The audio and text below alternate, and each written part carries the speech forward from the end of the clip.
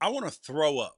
Let's just start here. I want to throw up Nuggets 101, Lakers 99. So I was doing my nightcap show on Sirius XM. You guys can always hear me there.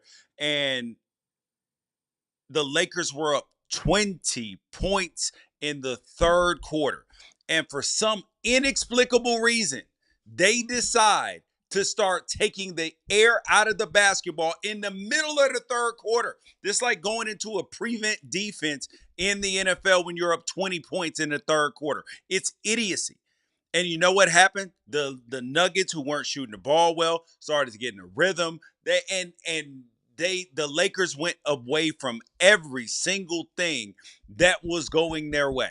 They were shooting the three well. They were moving the ball, pushing the pace, making Jokic tired. But you know what they did in the second half? Tried to take the air out of the basketball when they got up 20. They started being careful. They're too old for that. This is a veteran basketball team. And you know what? You know who deserves all the blame for this? Two people. The man who played excellent tonight in LeBron James, because LeBron has been down this road so many times. He's won championships, he's lost championships. And these are those kinds of games and moments where his leadership is so needed. But he played excellent. He kept them in the game, made those two big threes, layups at the end. The Lakers lose by 10 points if it's not for LeBron James. He did everything that you could ask him to do except make that last three-pointer, which was wide open. But we'll get into that. But the other part, Anthony Davis, who I tweeted out, he was cooking Jokic's ass in the first half.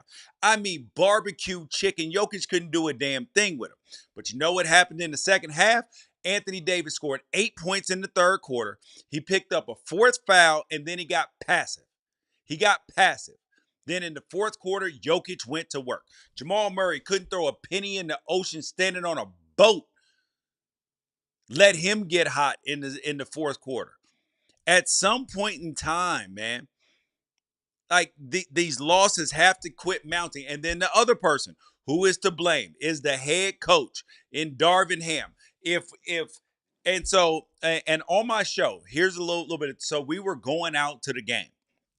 We were listening to the Nuggets feed.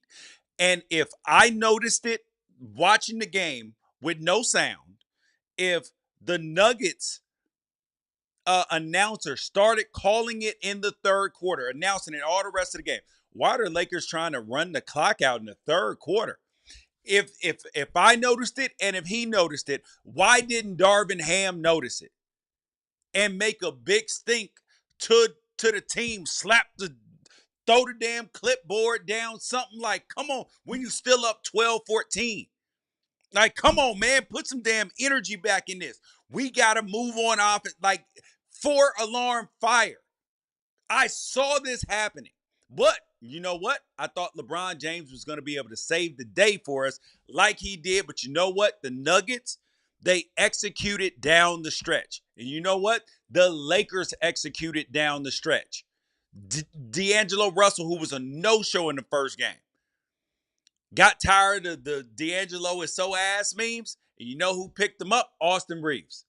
Where the hell were you? Come on, man. Yes, he made the shot late in the fourth quarter, but we needed some more during the game. But here's the thing about NBA games, though, or basketball in general. Percentages even out. And it's usually because a team takes their foot off the gas. And the Nuggets, who have won now 10 straight games against the Lakers between the regular season and the postseason. So the last time that the Lakers have beat the Nuggets was December 16th. Yep, December 16th, 2022. That's the last time that they won. And that was 126-108. Lakers won that one. They have not won. They have not beat the Nuggets since December 16th, 2022. And some people ask, well, isn't this a mental thing at this point in time? Now that they've lost 6 straight playoff games to them, it's not a mental thing for the Lakers. This is a mental thing for the Denver Nuggets. The Denver Nuggets are looking across at those dudes and saying, they can't beat us. It don't matter. We can be down by 50 and we will beat them. And the Lakers found a way today to snatch defeat from the jaws of victory. And I want to throw up. I am just I this is one of the all-time worst losses. And for Jamal Murray to hit that buzzer beater, that just hurt. But I will say that this was a win for NBA fans. They got a win tonight. For as poor as the regular season was in terms of defense, energy, and everything else, you had that Knicks game tonight, fabulous, ending with Jalen Brunson, who's completely underrated, Dante DiVincenzo, that whole crew. And you had this Laker game tonight, bro. The NBA fans, this is why you watch. You don't watch for that regular season crap where nobody's playing defense and giving it away. And then you had the whistles. I am so happy they stopped calling these weak ass fouls all the time that they called during the regular season. Now, you might ask, at the end of the game, did Jamal Murray get a couple of favorable whistles? Yes.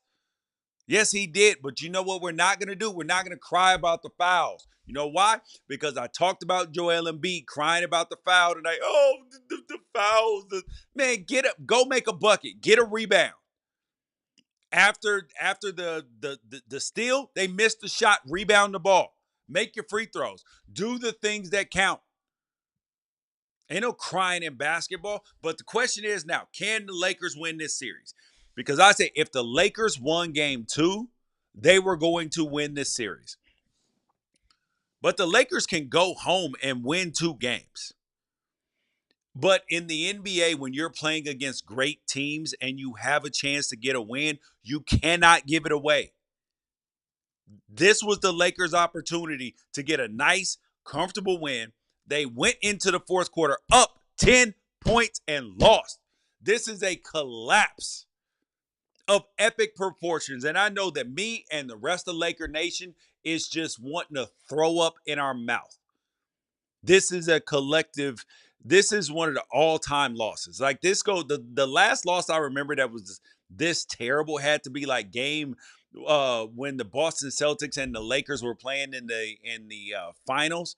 Boston ended up going up 3-1. I think we were up 15 points in the fourth quarter, into the third, and we lost that game. Just atrocious. Just atrocious. Let's look at these numbers. Rui Hachimura, what the hell were you doing? Hella missed layups. Know you had a tough assignment on defense. 1 for 7 shooting. Come on, bro. Austin Reeves, terrible night. And off the bench, Spencer Dinwiddie gave you nothing. Gabe Vincent 0 for 2 from 3. Just make one of them, fam. Just make one of them because they were at crucial times in the third quarter. Could have kept this thing going. D'Lo, great game. Don't know if he's going to be able to replicate 7 for 11 from 3 next game. Then had the big layup. Rui and Austin Reed and Anthony Davis, not a single solitary point in the fourth quarter. What? Not a single one after you were cooking, yo. You had 32 points through 3 quarters, 14 for 19. And then you pick up a fourth foul in the third quarter, and you turn back into I don't know, like the man who needs a heart. And that's not who you are, Anthony Davis. Come on, man. You're the man who played over 70 games this year. That's who you are. You got to let that go, man. You got to stop letting Jokic, stand up for yourself, man. Stand up. Stand up for yourself. Can't keep letting this happen. God, this is just one of the all-time worst losses. Oh, man. It hurts.